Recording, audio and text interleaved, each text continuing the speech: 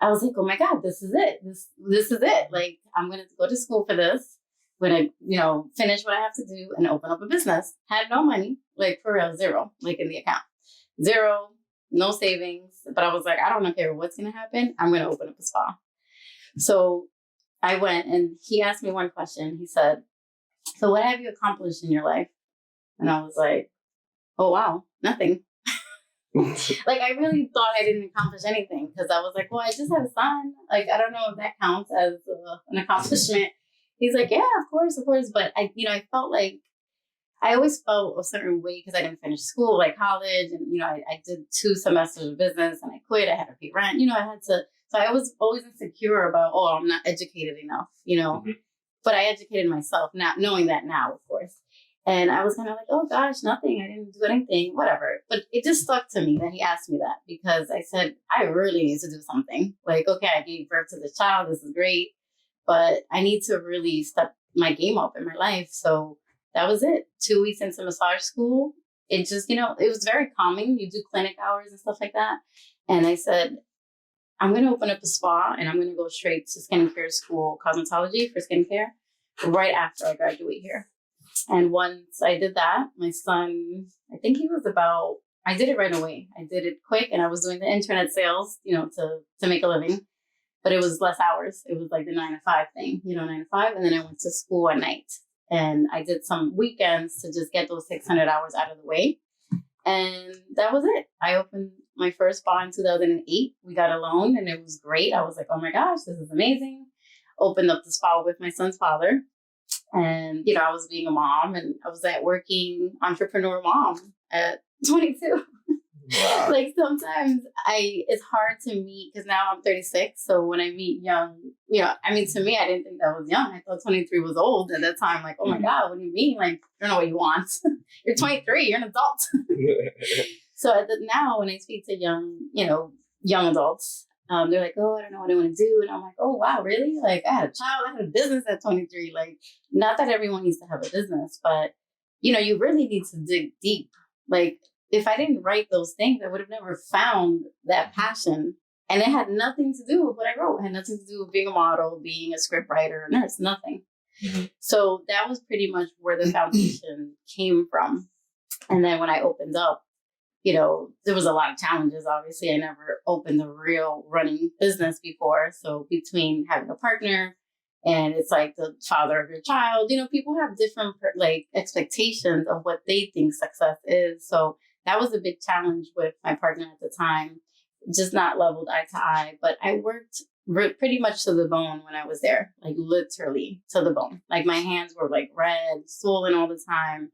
I would never see daylight. It was like in the treatment room, dark all day long. So Lisa, I have a question in regards to, so like that first phase, right? Starting from your mom's salon to the point that you open up your own spa, right? Yes.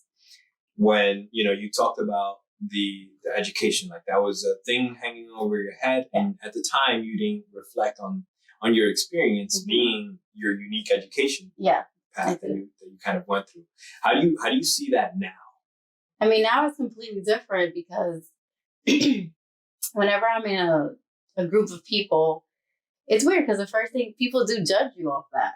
They still do. Like, they're like, oh, wow, you didn't graduate? I'm like, no. But now I'm okay saying that.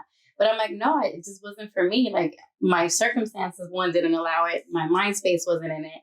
So now I'm like, that was my school. Like, I just thought it was my normal life. Like I was there to help my mom. That I didn't know then, obviously. But now I'm like so happy and proud of that. Like, so when you mentioned like, you speak to other individuals in the early 20s, that don't have kind of that grasp that you did at that age, right? How do you see your experience, that learning environment that you were in, compared to like the typical path, right? The typical path of schooling, and this is what you do, A, B, C, D.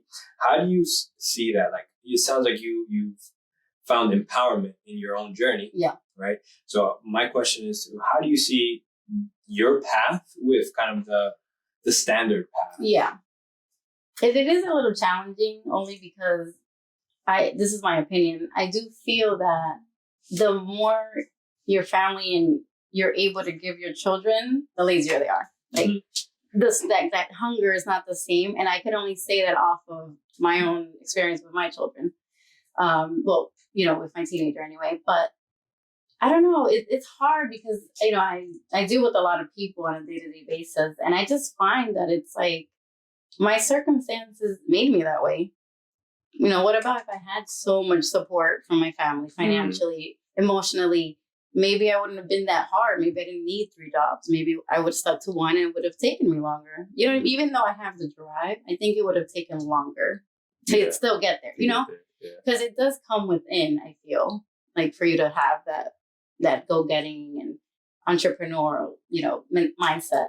But I don't know. I do feel as with circumstance, like how, I didn't have it, like the majority of that path of, okay, you graduated, great. Now, you're going to have college. And I didn't have that support. My family was just like, whatever, like, well, you got to work. Like, that's it. You know what I mean? So I was like, all right, I got to work and I don't want to ever be in situations that they're in. Mm-hmm. So it was like, well, how do I make that happen? But guidance is important now looking at it. It's like, damn, if I would have had a little more support, I think I would have made different choices. And you know what I mean? Like maybe research other things versus how do I make more money? Because was my mindset at the time. Yeah. But it's deeper than that. Yeah. I think in hindsight, we can all look back and say, oh, I could have done this, I could have done that. But we really don't even ever know. I know. Right? We just kind of speculate on what could have happened. But I mean, listening to your story, I think I saw a lot of the training because like me coming from that schooling that I have a degree in bachelor's and master's. And when I came into the entrepreneurial world, I had no idea what the hell I was doing. Of course. And there was the actual learning curve that comes with that. Yes. And, meeting Francis and him giving me some guidance, and then obviously meeting you and some of the other entrepreneurs, you start learning. And that, like, again, and I think it kind of falls back on what you said, is like this definition of success. Yes. It's huge. Yeah. So like, I'm curious for you, like, what's your definition of success? Oh my gosh. I mean, money is important for sure. Like, I feel like savings is important, but when you start, it's hard to even think about that. But for me right now, right, because I feel like it changes for me. Like a few years ago, it's so different from what I felt success. Like to me, success was, I opened my business, it's running, like, oh God, this is awesome. But now I'm like, all right, cool, that's fine. Like it's accomplished and I'm really proud of it. But now for me, success is hanging out with my family on the weekend and having my team, like me being able to be here and not worry that people are calling and emailing, like that's being taken care of. And that I can go away in August. I think that's success to me. Freedom. Oh my gosh, like beyond. And what I think of success is just me, being able to work anywhere in the world that I want, while my business is running. And I feel I could see it, I could really see it. But success to me is not having that amazing car and having Gucci shoes. Like that's not, to me, it's this. It's like I can buy a package of a 10. I can buy, I can buy a $20 salad. Like to me, that's success. Like, I don't know. Other people are like, oh, I don't really wear jewelry. Everyone flashes differently, but I don't like to flash, but success to me is just doing what I love. Like what I love to do, speaking to people that I think are amazing, and just like staying away from like that material world of things, because I mean, nice things are great. Like if they're gifts, like I'll take them, but that's not the key. When you see that like in the videos and, I have a teenage son, so he sees all this, oh, I want Gucci slippers. Dude, you are not going to have Gucci sneakers up in this house. Like, unless you get your job and you do, but it's like, that's what you see. And it's like, that's not what's important, but success is the freedom to me, like just being able to be okay and being like, wow, okay.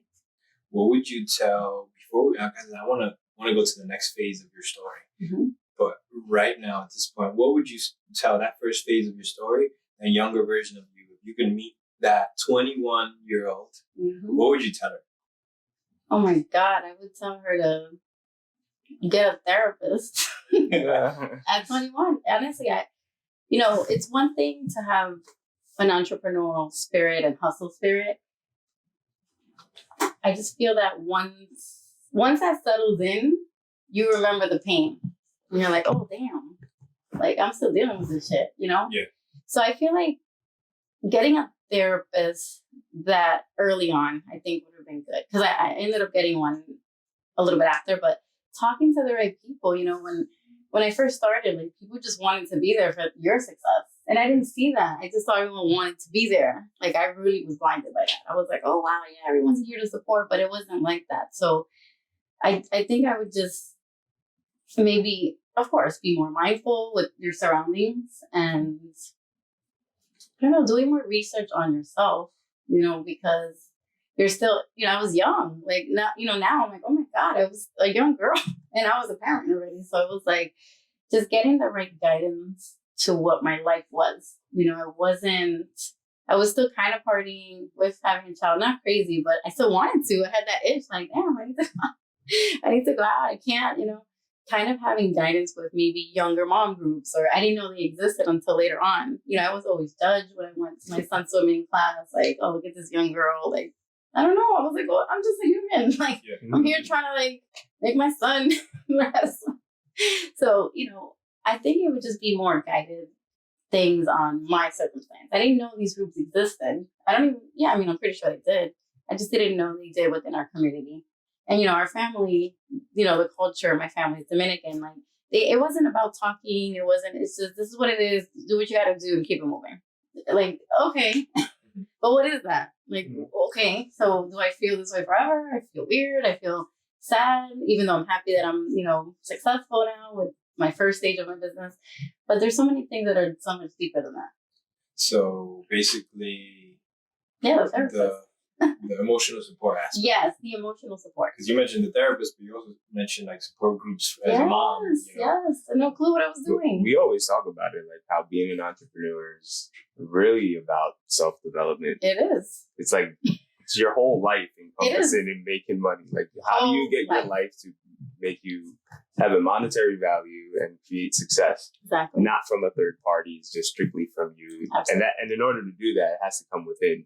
It does. So the only way you do that is by start figuring yourself out. So I think that's a pretty amazing that in hindsight you were able to kind of reflect on that and understand. Absolutely. And that's a big aspect of that.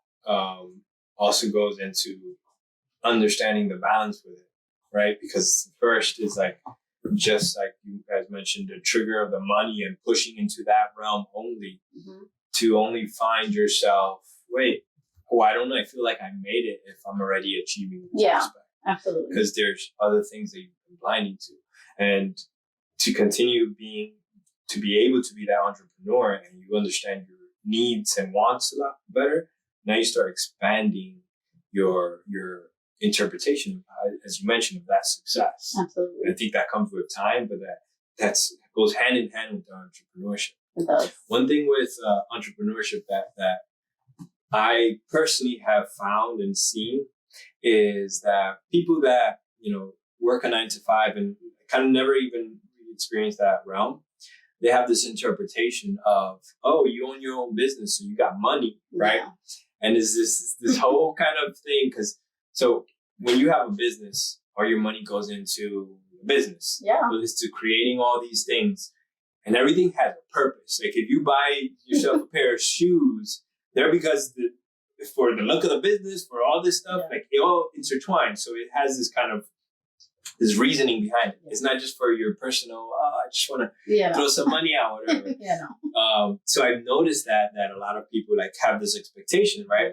And you mentioned something like people coming around that you think is like to support, but it's just like they're riding the wave with you or whatever. And they also expect to be taken care of. It's like, oh, but you got money, you got a business to take care of me. So why can't I get a massage for 50% off? Yeah, that's room. You pay the bill at dinner. Nah, you got it. Exactly. So let's talk about that. Let's shift into that second phase. When you mentioned already, you open up the new spa and you're working your hands dry. Tell me from there. Yeah, so I realized maybe 3 years. I was there for 7 years, 2008 to what? What's the math? 2008, 12 years. 2008? Yeah, 2008, 7 years later was what, Oh, 2013? 2017, 2013, yeah. So 7 years. So 3 years in, I'm with like a child too. So it was like, oh my gosh, this is exhausting, but I was young, still like strong. And I was like, okay, I got this, But I realized like, oh, I'm just not happy. Like, how am I, like, how am I in this treatment room treating everyone like to feel better, giving them that advice too. Like, oh, this is great, taking care of yourself. And I never did. I hardly took care of myself. I never really gave myself massages. Well, like the therapist, I was like, oh, we're exhausted. How am I going to now ask, somebody else? But I think it was more, I did realize, like, I don't know. I felt like, oh my God, I'm being taken advantage of. Like, I'm like really overworking myself. And I don't know. I just had this like shift in my mind. So that's when I discovered weekend retreats. Mm-hmm. There was a client that mentioned something about, oh, I went to this retreat. I'm like, oh, what is it? Like, what was it? Because I'm thinking I need something like this. And I went to the retreat, and that's when my mind shifted big time. It was the energy of money. It was like the perfect thing. Like things are just meant for you. So 3 years into that business, I was like, how is it that we still are like struggling with paying rent? How is it that we're still struggling to pay our own rent at home? How? I mean, unfortunately, my partner at the time saw that the business was booming because the 9-to-5 mindset is, oh, we're good. Like, oh my God, Mother's Day weekend was open. Like $3,000 came in. I'm like, whoa. Those 3,000 doesn't mean it's ours. Mm-hmm. Like we have to pay. We have to, the light is due. Hold on. Like, people just don't see it in that, again, from experience because, he's never, my mom in our family always had the lights come off and in the salon and at home, like lights went out, rent was paid, like due. And, there's a lot of struggle. And I'm like, no, this is great, but it's not great. We have to know where to put everything, Mm-hmm. Again, still have that new child. Like, to me, having a new child is like for a good 6 years. You're like, oh my God, what do I do? Every year is like something new. And then, I don't know, like, again, it was like, wait, what are we doing? You can't spend money on this. We have to spend it on here. And it was a lot of like, how do I focus on servicing, bringing in the money to the house, and then have to now explain it to my partner. Like, I can't do this. And I sleep with my partner. So it's like, and I got to take care of you at home too. We can't do this. Like, you need to get it together. So 3 years into it, I was like, I don't know if this is for me. Like the relationship. I don't know if this space is for me. Like I had to figure that out. That was a tipping point. So I went on those retreats. That one retreat was Energy of Money. I was like, oh, that's the weekend I'm free. I'm just block me off. I'm out of here. I left and it was a whole weekend. And it was just like the most amazing experience that I ever experienced in my life. It had nothing to do with money. It was just like so stupid. I was like, oh, so how am I going to take care of my finances? No, it wasn't like that. It was a lot deeper than that. And that's when I realized I need to shift because I am the one who will control the shifting in the energy of my bank accounts. Mm-hmm. So I went back. It was nice, but, I have a full book. So, trying to like balance. How do I do this? How do I do this? Before you go move on after that, because that's the real interesting part. So you said a whole mental shift. Right? Yes. So kind of a awakening of consciousness, yes, if you will, of yourself and your ability to grow and adapt. Yes. So tell us a little bit about that. Like, tell us what, if you can encompass in small words, because I know those experiences are more experience based rather than logic based. So there was this woman I met. She was right next to me. It was like a huge thing, and she said she was like well off, and she's this and she's that, and I'm like, well, what is she doing here? Like, what are you doing? And she's like, but there was something about the conversation that stood out, and she said, how about you? Like, why do you feel whatever? She said, I'm like, honestly, I have a lot of credibility. So I shouldn't even be in this situation. Like we were talking about finances. And she just was like, oh my God. Like to her, that was like crazy. So when I went back home, that's what made my mind shift. Because I'm like, here we are, right? Going through the same thing. Yet she's financially beyond stable. And then here I am with no money. I'm like, oh, what are we like? That's when I was like, whoa. So that's when I decided to talk to my partner. I was like, look, I think we have to shift things a little bit because, when people are not on the same page, it's like you can never, you're going to bump heads all the time. So I feel that eventually I just said, how do I leave here? Mm-hmm. But it took me 4 years to leave because of the comfort.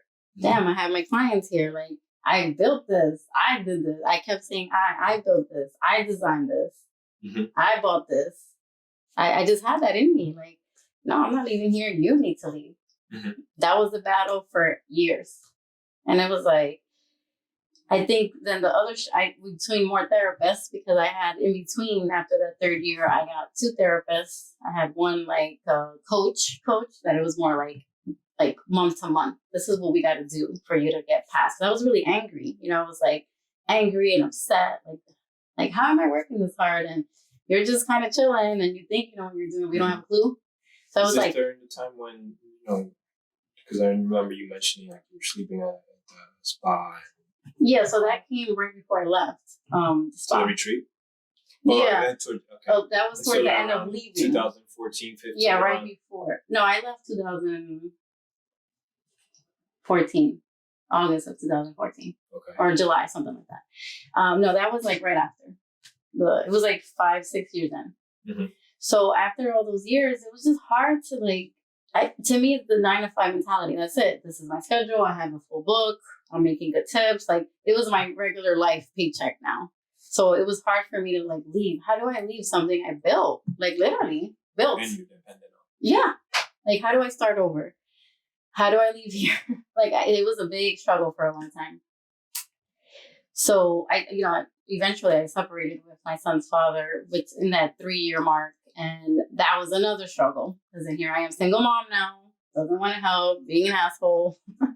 And I'm like, I can't have my son living place to place, but I did. That's when I had to then sleep on my brother's futon, go to my mom's for a few months, my grandpa's house. I think that year I moved to a few places because I was like, I don't want to be in this relationship. So it's like, I'll do whatever it takes. My son's still little enough to not really get it. He thought it was kind of fun going everywhere.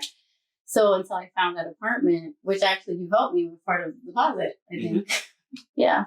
So it was like awesome. It was like, okay, this is what I got to do.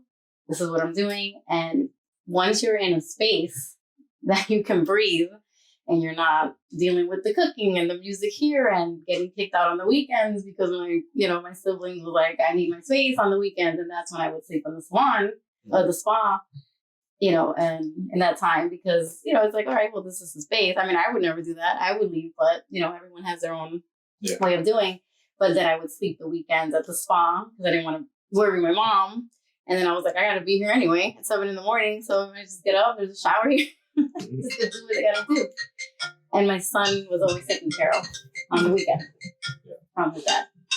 So, he wasn't with me on the weekend. So it just worked. It worked because, I set it up that way because I worked so much on the weekend. I was like, well, you have them during the weekend. I worked my butt off and it worked. So it's like, all right, we'll do the futon thing, moving around thing, and I'll sleep. I slept for like a good 3 or 4 weeks in the salon until I got the apartment. But yeah, that happened. And that's when I knew. I was like, I need to leave no matter where I start. So when you hit that kind of low, you don't have a place to sleep in, your car got repoed. Oh, yes. Yeah, I got repossessed. Yep. Right in front of me, right like this. Like I saw the window. I came out of a treatment. I was sweating. And the car just, oh, wow, there it goes. There it goes, yeah. But I got it back. So I got the car back. On that bottom, right? That kind of crash at the bottom. That is like, basically your basic needs aren't being met in life. Exactly. Right? Which is terrifying. There's no certainty. Yeah. What was, and this is looking at you as an entrepreneur at that point. Yeah. What kept you in the game? Like, whatever, this is not for me. I got to go find a 9 to 5 type of thing. What was that message to you? What pushed you into figuring it out as opposed to quitting? Yeah. I mean, I felt that I wasn't going to have support or be with my son if I did a 9 to 5. I said, well, how do I do it for him? It's not fair. So I feel like that pushed me to be like, and I just knew that I would always be able to make more money in less time than the 9 to 5. So that mentality just never shifted for me. It was like, okay, I can get $350 or whatever. I don't know, $15 an hour at the time. I don't know what that is in 40 hours. Let me ask you this question, because you're coming from a point of like not being an entrepreneur, not being able to make enough money, right? But what keeps you locked into that hope that you can make more money this way? and you're just not doing it? No, the only reason was because the money wasn't being handled correctly. Okay. It's like I'm working, and then you have the partner kind of figuring out where they're going to pay the bills. Theirs and the spa bills. Mm-hmm. So it's like, whoa. So where's mine? Like, I'm the one out here sweating my ass off. So the money wasn't, I think I would have been able to have basic needs, very basic. But it's like, if someone else is taking care of their own thing first, while I'm in the sweatshop in the back, it's like the money's gone, in a way, So I feel that that's kind of the reason, but that's when I said I need to leave. Like, this is not working. Like, it's not the place. It's the process of the partnership and the business here. Mm-hmm. So I think my mindset is that it's not so much that the business is failing, it's that it's not being handled correctly. Gotcha. And, there was anger issues. We were always arguing. And, once the car got repossessed, I was like, I flipped out. Like, I was like, there is no sin up in here. Like, I threw stuff at the, like, I was angry. Like, I was in the front desk, like, walking out. Like, you said you were paying that. Like, I'm I'm working to pay the rent here. And then my car is getting repossessed. Like, are you crazy? That was the point right there. I said, I am out of here.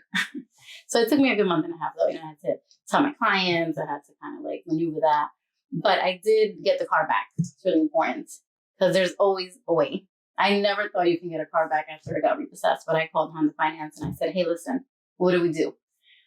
And she's like, you have $9,000 left. And I was like, wow, like to pay it off? So I was like, oh my God, $9,000. Like, how am I going to do this? I'm like, is there any way to pay? I'm like, no, you basically couldn't pay it. So how are you going to make an arrangement? They said, write a letter of hardship or something like that. Didn't work. But okay. So I called a few friends, clients. I was like, hey, what's going on? What I can promise you is that I'll pay you $1,000 a month for 9 months. Mm-hmm. One of my clients said, absolutely. Come get the cashier check. I'm like, oh, right now? I know. I'm like, okay, I don't have a car. You live pretty far. So I got a ride.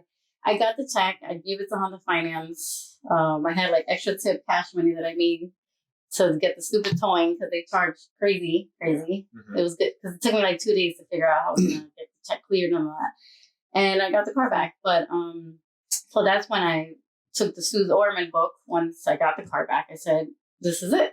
Unfortunately, I had to go through this even harder. Let me read the Suze Orman book, Another Shift. So I read it. And she said, you're living above your means. I'm thinking, dude, I am not.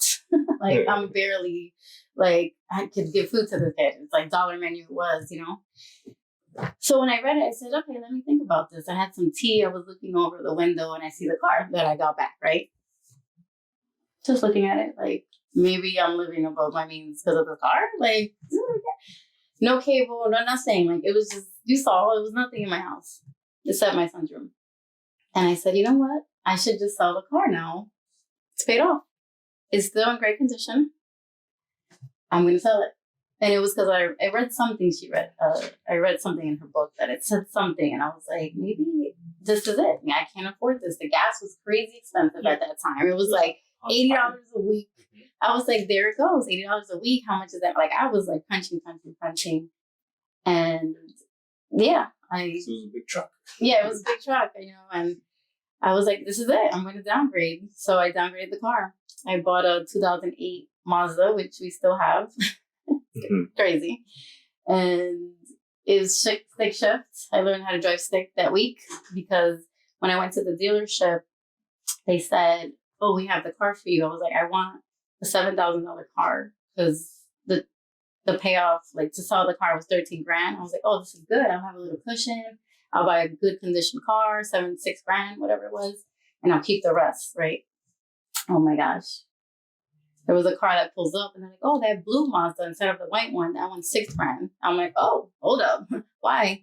Oh, because it's stick shift. I'm going to take it. You know how to drive it? Nope, but I'm going to learn.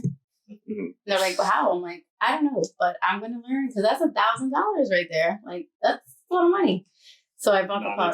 That knowledge of knowing how to drive stick shift is worth $1,000. I mean, absolutely. Absolutely. So I bought that car, bought the car and downgraded. My mom was like, oh my God. It was like a mess. But I'm like, same car is going to take me to the same place. Like, this is what we're doing. And that was the last time I was never broke again from that trade-off. You know what I mean? Like, obviously I made more now, but it was like, nope, we can't buy this. No, we can't do this. We got to pay this. Like, from that point, I said, I'm going to save those $1,000 that I didn't think I was going to have. And crunching numbers is my thing now. So, I love it because your story is perfectly broken down into I mean, phases. It's my whole life. It's my life, you know? So the second phase now, right, that we can say is the bottom of the V is where everything kind of hit the bottom. Yeah. Which once you hit the bottom, there's only one place to go to, right? Get up.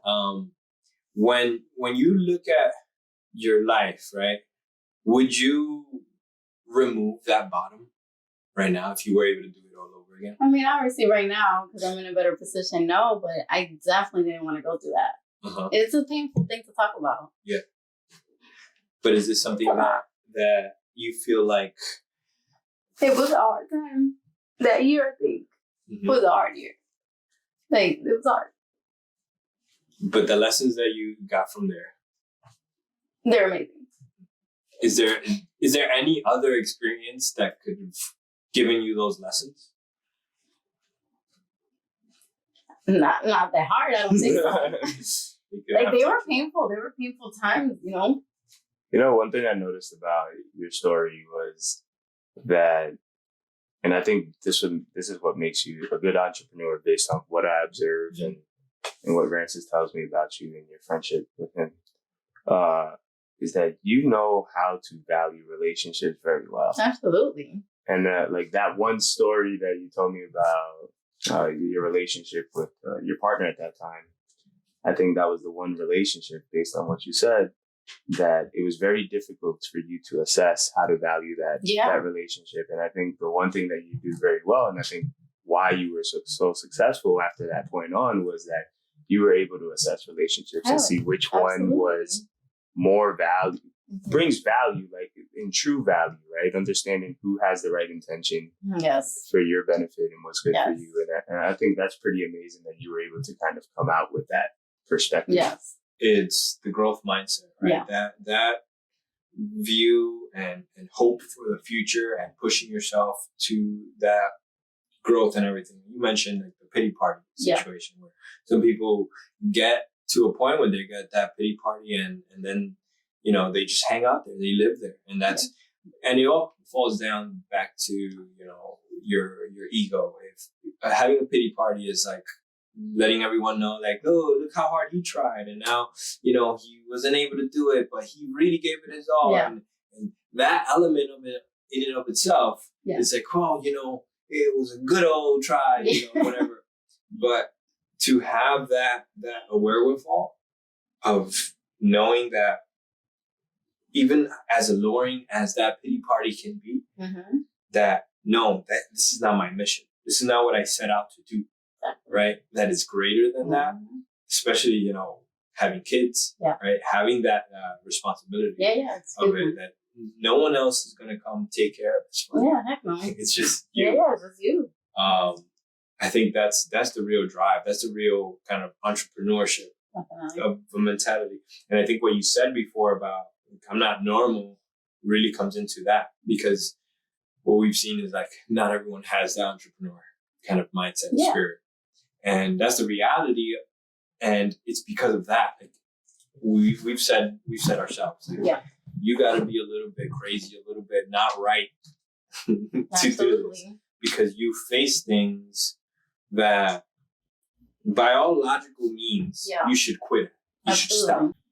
Definitely. But something in you, it's just like, because you want it that bad. Like, I know when I go to certain panels, the people in the crowd always ask, well, what makes you? It's like, I'm willing to not have cable in my house. I'm willing to wait 3 years to buy another pair of sneakers. Like, those are the things you sacrifice to get to this point. But no, people want to look good and have nothing in your account. I'm like, I don't work that way. I need to feel good knowing that I have money in my account. And then I'm like, okay, I could get these pairs of sneakers. Like, it has to be reversed. And I make sure I say that because, you know, everyone looks so fly. And I'm like, wow, fly. And, you know. To that point, like, this is the we're talking about consciousness now. Is the internal versus external, right? Yeah. Like you mentioned, I need to feel good.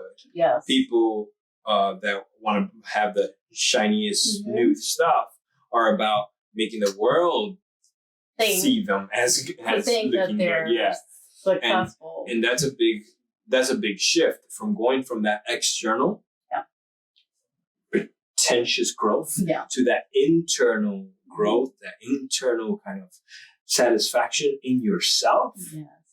That's what it requires. Like that's what you need in order to be hungry enough, right? And I think that gets mixed up, flipped around, and cooked the wrong way because everyone always talking about the end of the journey, right? Yes. The end when you can buy those things in that care. That's where everyone's rushing. Yes. Is there even an end to Heck it? no.